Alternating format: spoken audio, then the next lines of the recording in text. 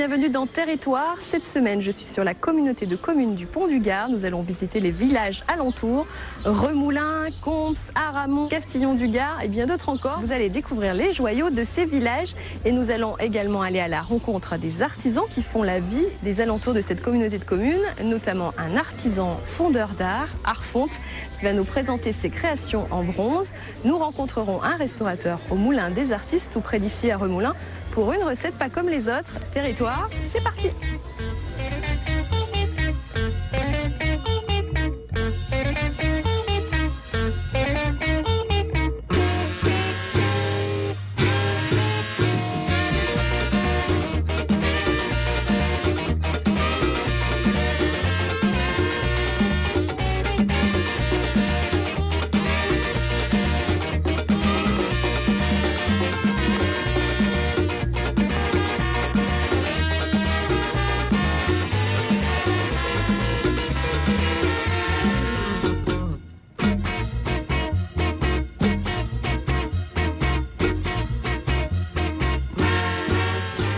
Nous sommes sur le magnifique site du Pont-du-Gard. Je suis en compagnie du président de la communauté de communes du Pont-du-Gard, maire de Remoulins, Gérard Pedro. Bonjour.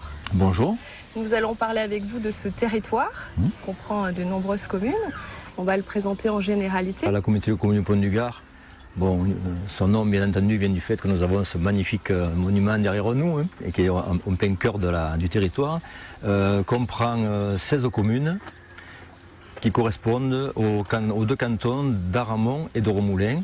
Et à partir du 1er janvier, va s'en ajouter une 17e avec Domazan, qui jusqu'à présent était commune isolée.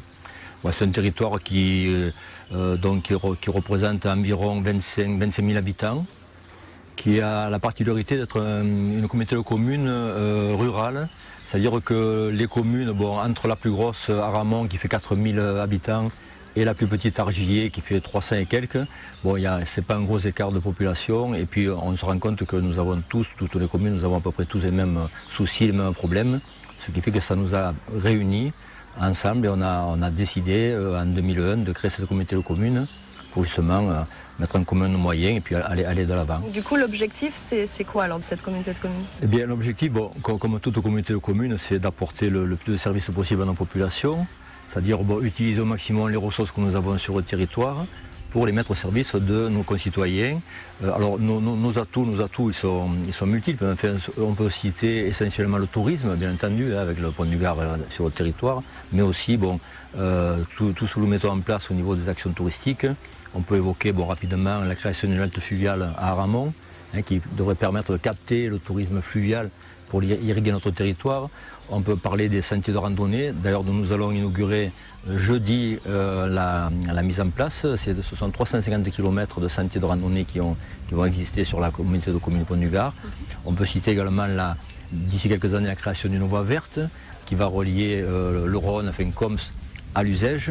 Voilà. Et puis l'autre richesse du territoire, c'est son industrie.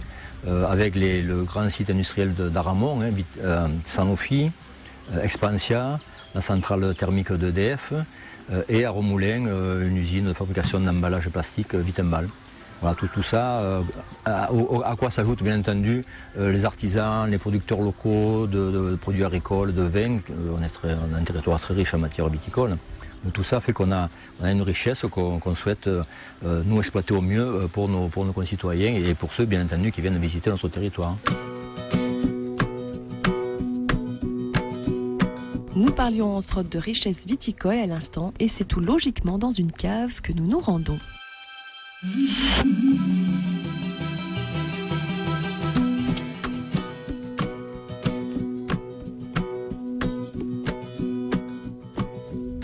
Je me trouve avec Thierry Pernaud, bonjour. Bonjour. Nous sommes à la cave des vignerons de Bonfrain. Oui, la cave multicommunale, donc qui fait pour 4 communes, Monfrin, Tézier et Comps en Côte-du-Rhône et Maine en Costières-de-Nîmes. Voilà, cave qui date de 1924 et qui perdure assez bien. Et chose étonnante, derrière nous, il y a une drôle de bestiole. Alors ça, c'est... Je crois que c'est un mammouth. Mais qu'est-ce que ce mammouth fait là? Alors, on l'a acheté en 2006 lors de la réfection du caveau.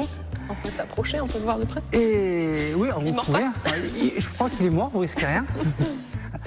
Et donc, si vous voulez, on s'en sert d'éléments de communication. Viens voir mon mammouth, je te ferai goûter mon vin. Alors, il vient d'où ce mammouth? Alors, ce mammouth, donc, on l'a acheté en 2006, on l'a acheté aux enchères à Paris, à la salle Drouot. Il vient de Sibérie, donc c'est vraiment c'est un mammouth authentique, enfin j'espère, au prix où on l'a payé. Et comment il a pu rester dans cet état de conservation?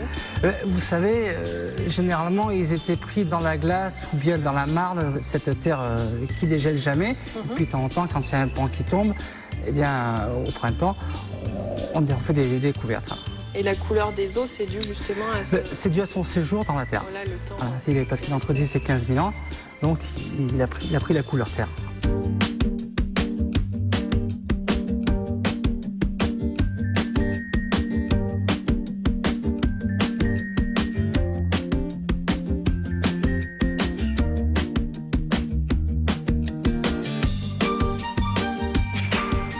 On n'est pas très loin du pont du Gard, donc j'imagine que les curieux viennent voir ce mammouth.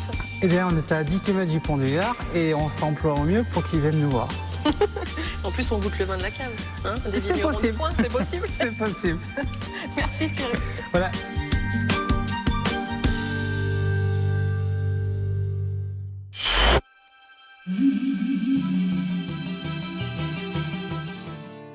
Et en termes de monuments, donc en dehors de ce site du Pont du Gard, est-ce qu'il existe d'autres sites à visiter ici? De sites, bon, nous avons une quantité de petits sites à visiter.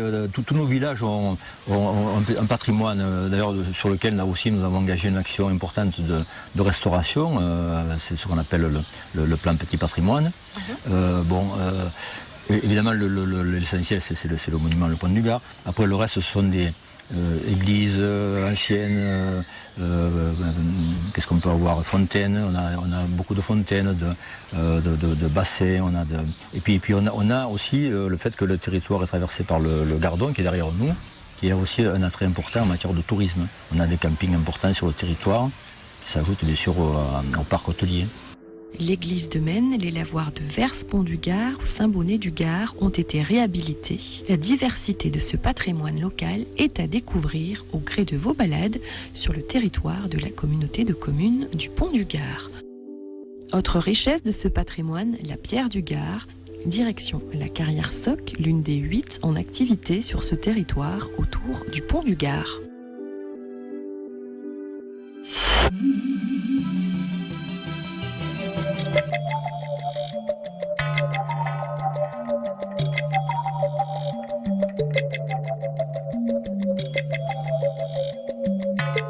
Vous êtes le fils d'un carrier qui a travaillé ici. On va voir avec vous l'histoire de ces carrières de Vers-Pont-du-Gard. C'était mon père, donc en 78, qui a créé cette carrière avec son associé, M. Yves Lemaine. Au départ, ils avaient exploité une petite zone sur Castillon-du-Gard. Et puis, par le fil des choses, ils ont atterri ici. Depuis 1978, donc, on est en activité. La carrière a été au nom de M. Humbert et de M. Yves Lemaine, les deux associés, jusqu'en 1988, date à laquelle ça a été vendu au groupe des cheminées Brisac.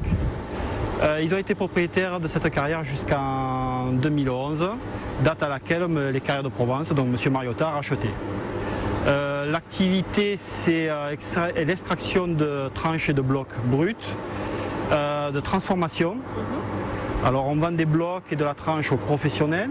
Après on vend du produit semi-fini, de la tranche débitée en moellon, pour les maçons. Et ensuite on a un troisième département, la taille, le produit fini pour le particulier, pour des margées de piscine, des fontaines, des piliers. Donc c'est vraiment pour le bâtiment, alors qu'au départ c'était beaucoup plus pour les cheminées des particuliers? Au début c'était dans les années 95, ça a été cheminée, particulier, décoration. Depuis 1995, date à laquelle la cheminée a commencé à décliner, on s'est orienté vers la construction en pierre massive, donc des grosses tranches de 40, de 50 pour faire de la maison individuelle, des caves pour les viticulteurs et des hangars ou des bâtiments publics, style collège, maison d'association.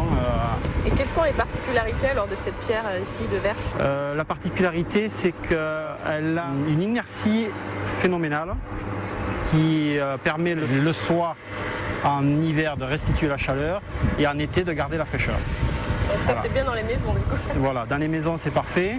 La deuxième particularité, c'est que le bloc brut de carrière, comme il est extrait ici, une fois qu'il est débité pour les bâtiments, il y a très peu de coupes à faire. Il y a 4 coupes, on y enlève 5 cm tout autour et on exploite de suite presque le bloc en entier. Alors combien il reste de carrières ici, de carrières à Vers? Aujourd'hui, il reste 7 carrières. Et au départ de l'exploitation, on était 8. 8 carriers, donc maintenant il n'en reste plus que 7. Le personnel dans chaque entreprise a diminué.